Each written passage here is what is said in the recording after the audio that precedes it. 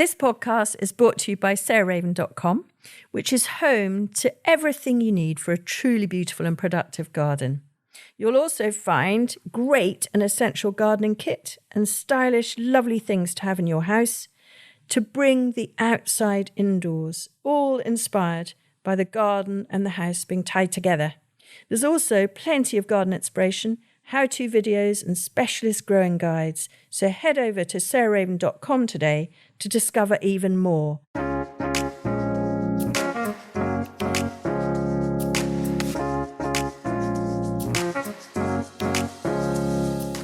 Welcome to Grow, Cook, Eat, Arrange with me, Sarah Raven, and our Perch Hill head gardener, Josie Lewis, who many of you will have heard and know. And we thought today, as we're sort of in the middle of summer, and it's a time when the roses have gone over, even things like sweet peas are getting tired, a lot of people come to the garden and they say, how do you manage colour succession and flower succession and that your borders carry on looking really good right the way through the year so that it isn't just a massive high point at, let's say, June, or with us, with dahlias in September? How do you manage the whole idea that you want something looking fabulous, really for the whole growing season? So Josie and I thought that we would try and attempt to put together a sort of programme of how we do it here. So that's the plan, isn't it, Josie? Yes. Yeah, I've had a quick whiz through my Instagram because I take pictures of what's looking good this month. So slightly cheating, but not really. So they're all taken. All the photos taken on site here. So I've got a list of them. So I'll give you two examples for most months of the year. Fantastic. And so how I think of it, and I'm sorry if some of you have heard this before, because I have mentioned it before in the podcast over the years, but how I think of it is, as we've got the Olympics, it's like a relay race, and you've got each member of the team are doing their 100 metres, and they've got to transfer that baton from their hand to the next runner's hand in a neat way. And it's literally like that. I think it's like your garden is on a race and you want it to keep that baton high, that colour and flower baton high. You don't want to drop it. And so it's handing from one plant group to another plant group to another plant group. And so practically, that's how I think about it in my mind. And then also, if you want to get into more detail, what we tend to do here is we have a black and white drawing of each area of the garden that sits on the wall in the staff room and my office. And we overlay that with tracing paper. And for each of the months, or perhaps pairs of months, if you don't want to go into so much detail, so you might want to do, for instance, March and April together, May and June together, July and August together, etc. But what you do is you overlay your black and white drawing of perhaps your front garden and perhaps your back garden. What's going to be in the pots looking lovely? And you can colour it in. You can use, pictures from catalogues. You can print out pictures from the internet, cut them out and stick them on.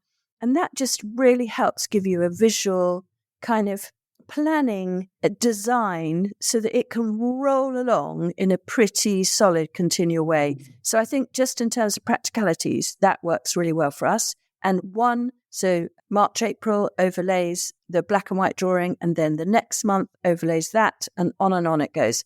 So in terms of practicalities, that's what I'd advise. But let's get down to the nitty gritty and start with perhaps March, Josie. Okay, so I've written this with imagining someone with a small area of border, and this can be put in pots as well.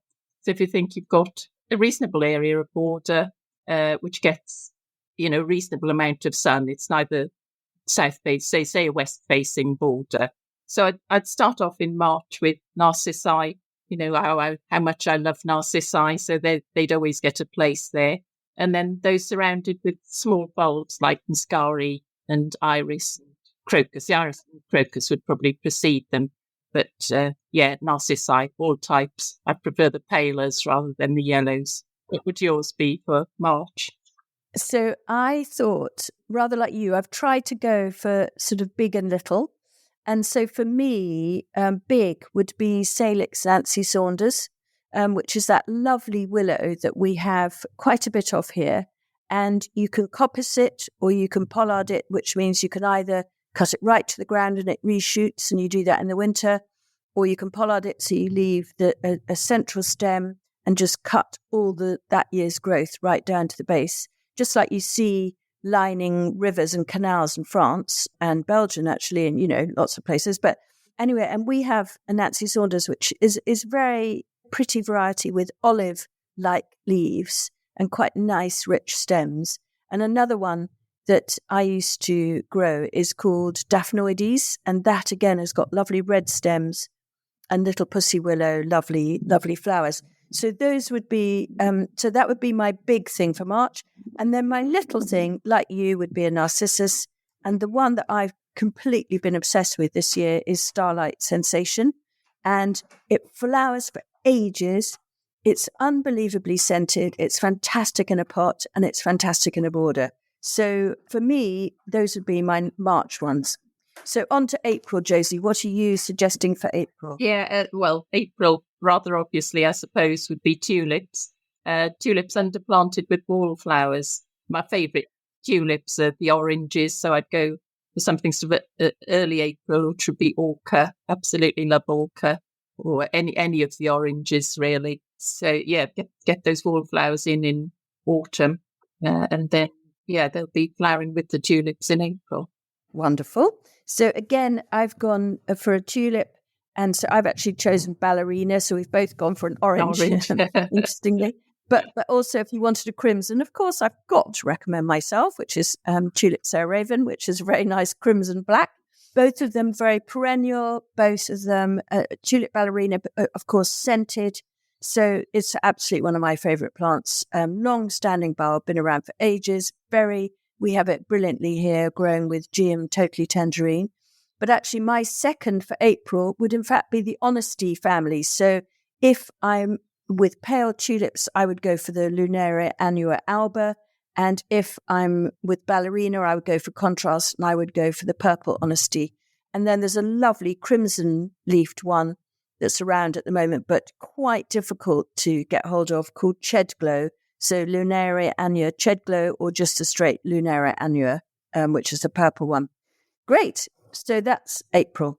Yes. So May, you might be surprised at this, but I did go for alliums because they fill our garden so much. I particularly like Allium Magic, which is a really nice shape and dark. As you know, I love the heads, can't bear the leaves. So I'm always on the fence with alliums. And I'd underplant that with a pack of orange feathers, orange again. Oh, nice. Yeah. This is a perennial poppy, and it just comes back here, doesn't it? It pops up everywhere. It's not a nuisance. It just self-seeds gently. You just take when the heads have gone to seed, you just grab the whole bunch and just pull them off. They're not difficult to look after at all, and then they'll keep flowering through the season. It's something that bridges months, really. So it's a really good poppy. Yeah, fantastic. Yeah, I bet you had alliums for May, didn't you? I did. I had Christophii, actually, which goes from May into June. I love it because it's such good value. It's not expensive. It's a big, almost football size. It's got wonderful seed heads later in the year. And it's unbelievably perennial. So I planted some Christophii in the garden here 20 years ago, and it's still coming up. So yeah, Alan Christophii is just superb. I also love Magic, as you say, and of course Purple Sensation. But if I was to choose one, I think it would be Christophii. And in fact, I've gone for a big thing again for May, and I've gone for Guelder Rose, or Viburnum opulus sterile. And I just love it. If you've got room in a hedge to leave it unpruned, that's where we have it here. And so it forms quite a neutral backdrop for most of the year. But in May, from sort of late April until late May, early June, you get these beautiful apple green pom-pom flowers that then turn white and then drop without the need to deadhead. So for me, Viburnum opulus sterile and Allium Christophii. Yeah, June obviously is roses, so get a couple of rose bushes in that border. I've gone for the rich coloured hot chocolate, always my perennial favourite. But a new paler one has crept into my favourites this year, and that's Sweet Honey, which we've got down by the chicken run, which is so sweetly scented, and the huge heads of flowers it's got. I see Bayer has used it in one of the shop displays this week, and it just looks stunning. So it's a really, really good rose. And of course, if you're planting roses, then you have to underplant with salvias, the microphylla salvias, the small-leaved salvias, which helps against black spot. Yeah, very good. So my June would be a rose. And it's really odd that we're both going for pale ones. But here I have champagne moments. And honestly, I can totally promise you that it flowers from early June until October or even November sometimes. Really pretty simple, just sort of classic rose crumpled silk flowers in a sort of ivory, very pale, sort of not white, but warm. It's absolutely incredible. Good scent, good vase life. I've actually got a vase of it on the table in front of me. And it's like this. It's like a cafe au lait dahlia in its colouring. It's such a pretty thing. I love it. And do you know, I've actually gone for a shrub again. It's quite surprising, all these shrubs. But I've gone for Amelanchier, not because June is particularly its most splendid moment, but it's fabulous in April with its blossom, and then in June it has berries. And the reason I love it in June is whenever I come out the door, we have 2 Amelanchiers in the Dutch yard. The place is a flutter with male and female blackbirds, and they are eating the tiny little bead, the fruits on them. And in 1 week, they just strip the whole lot. And I just love seeing that. So they come for a bath in the water feature here, and then they have a feast on the Amelanchiers. And then later on in the season, the Amelanchier foliage is just absolutely beautiful, like sort of burning embers on a fire. So for me, I would definitely want to have an Amelanchier for its brilliant bird attractant for June, but also spring and autumn colour. Yes, that's a good one, actually, isn't it, for June?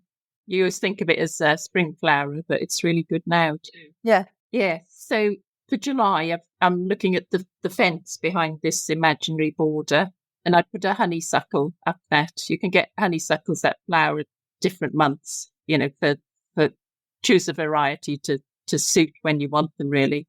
We've got this wonderful scented one here, which is at its best when the sun's on it, especially in the evenings. So that would be climbing over the fence. And as a backdrop to that, I'd have hydrangeas. I like them at this stage where they're still green. They haven't got into their full flouncy heads yet. So they look really good through July. But of course, they'll go on into October, won't they? And, you can dry their heads after that. So they're months of worthwhile shrub. Yeah, very, very good. Okay, so my July would be sweet peas. And it has to be Matucana for me, which is the most strongly scented sweet pea in the world. And the garden's full of them now in midsummer. Wonderful for perfume, wonderful picked, obviously, for a vase, even like almost the whole vine or a third of the top of the vine. So you get more impact rather than just picking them flower by flower. So definitely I would have to have a sweet pea.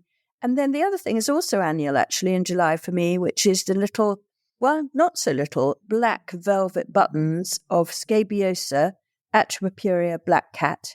And it's in the garden right now, looking totally and utterly velvety, rich, splendid, and it has a vase life of over a week. So that would be another must-have. And it's it's one of the annuals, well worth being a border plant. It's not only a good cut flower because it flowers for such a long time. I've actually picked a bunch of that on Christmas Day in a mild winter, and it just needs careful staking, but it's very, very easy to grow. So for me, it'd be a Sweet Pea Matucana and Scabiosa atropuria black cat. Yeah, really nice. For August, I think Cosmos come into their own, don't they? I think that's, they fly through July, August, September, and so on. But I've put them in for August. 2 of my favourites. I mean, I love Xenia. I love that sort of, it's a colour you can't describe. It almost looks translucent. So Xenia, which is with an XS, Enia, Xenia, with rubenza as well. I just I adore rubenza, and we always have that in the garden every year. Others come and go, but rubenza's always there. I think because it's shorter as well. It doesn't require, it needs a bit of staking, but not quite like the taller growing purity and some of the other ones. So yeah, definitely cosmos. And then for a bit of architectural foliage and flower at this time, I'd have Procosmia. Oh, nice. Good different shape in the border. There's again Procosmia. You can get them to flower for different varieties, different months. So choose one that'll suit your border arrangement or border design. Very good. Lovely. I was going to do Cosmos, but I'm going to change now because you've done it. Sorry. So mine for August would be Stipa gigantea, and it's a tall grass, but it's the most graceful, airy, wonderful thing. It's fantastic backlit, so it's particularly lovely at dawn and dusk, and so put it somewhere where it'll catch the light.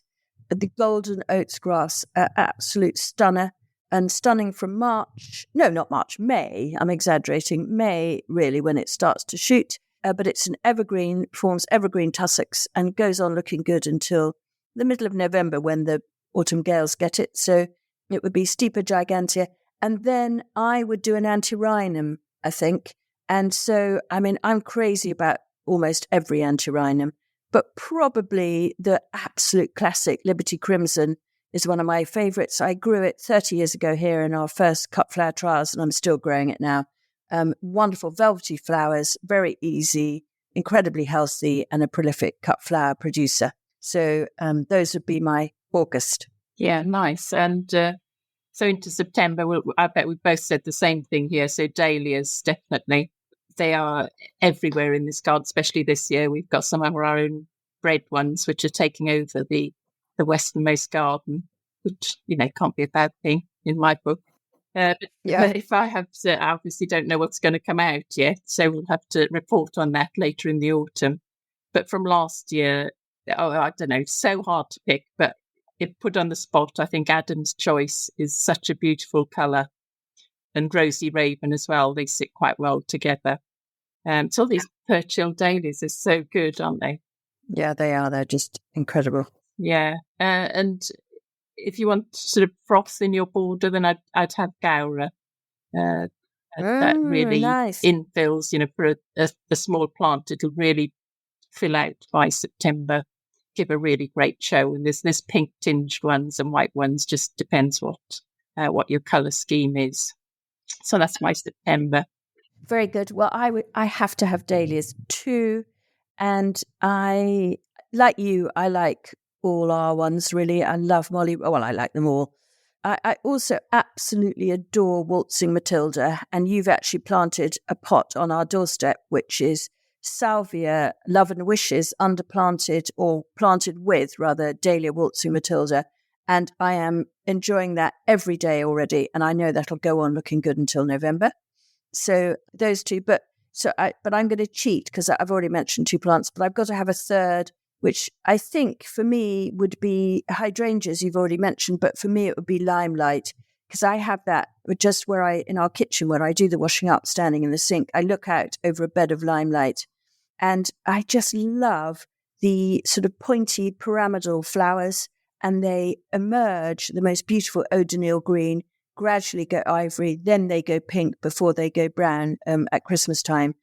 And the length of performance of limelight is so superb. But it's perhaps at its September colouring that I love it most, when it's just going from green to sort of pink tinged. And I just adore it, particularly in September. They have so many moments, don't they? They're such worthwhile plants. Yeah.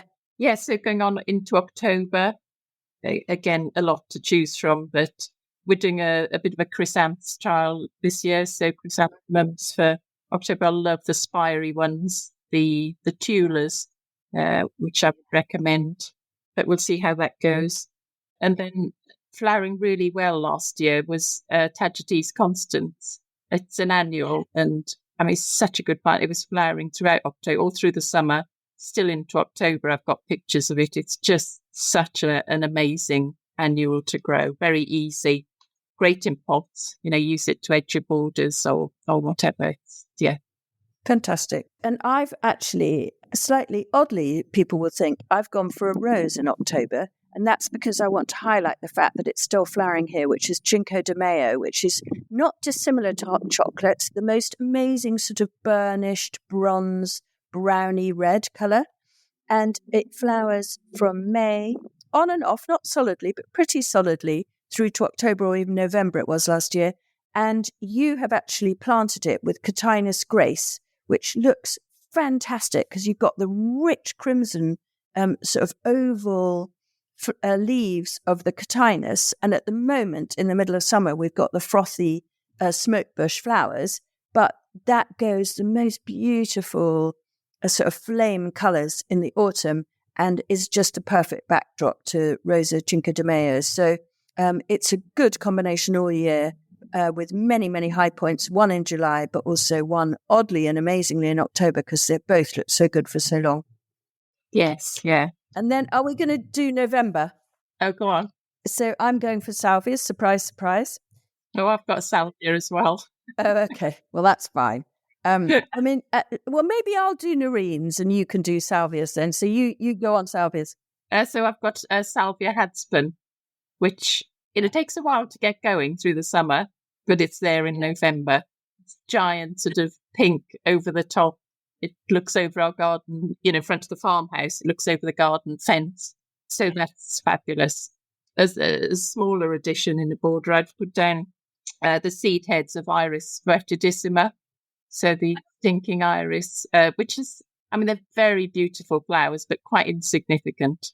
But in November, the seed pods burst out into these huge orange. They're so spectacular in a border. That's a genius idea for November. I love that. So I'm going to go nerine, and I'm actually going for a pale one rather than a bright pink. So I'm going Astara, which is the most beautiful sort of very soft sugar almond pink, and flowers all the way through November. Wonderful cut flower, last 10 days in a vase. I adore it. And it's very quick to come up to flower, which the old-fashioned nerine Baudenii classically take ages to bulk up enough to flower. And I would have to add Salvia amistad to my November must-haves, which, of course, you will all know. So it's not an original thing to suggest, but it is an absolute trooper. And the garden here would be a lesser place without it. The bees, particularly late feeding bumblebees, absolutely love it. And the late things like the red admiral butterflies, which hibernate much later than most, and so they feast away on it. And it's a beautiful, beautiful thing. Good. Well, there we are. I don't think we'll do December, January, February, or the winter months, because of course then everything sort of becomes quieter. If you just want a bit of colour, go back to the hellebores and for scent, sarcococa. Yeah, so that'll cover the winter months, and violas, of course, will be in flower.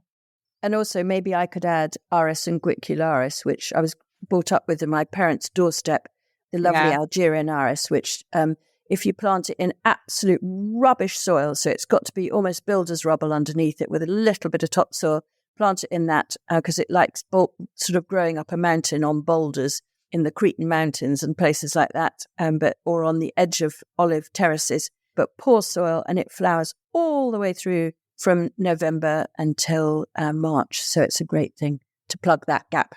That's one for our gravel garden then. It doesn't like our clay. No, it certainly doesn't. Oh, that's so nice, Josie. I think the whole thing could be built into an entire garden collection. So if you've got a new build and you're starting from scratch, those are the things that we would recommend for you to plant. So thank you so much, Josie, and we will talk again soon. Okay, bye.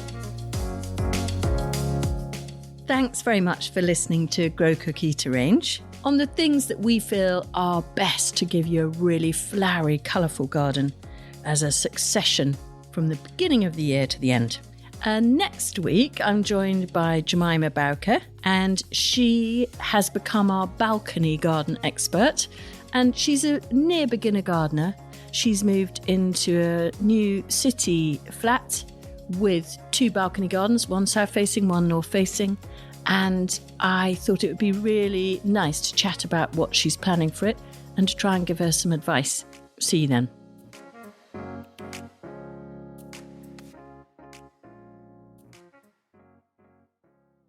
You can find more information, photos and advice sheets on all the plants and recipes we talk about on this podcast by heading to the show notes or at sarahraven.com/podcast.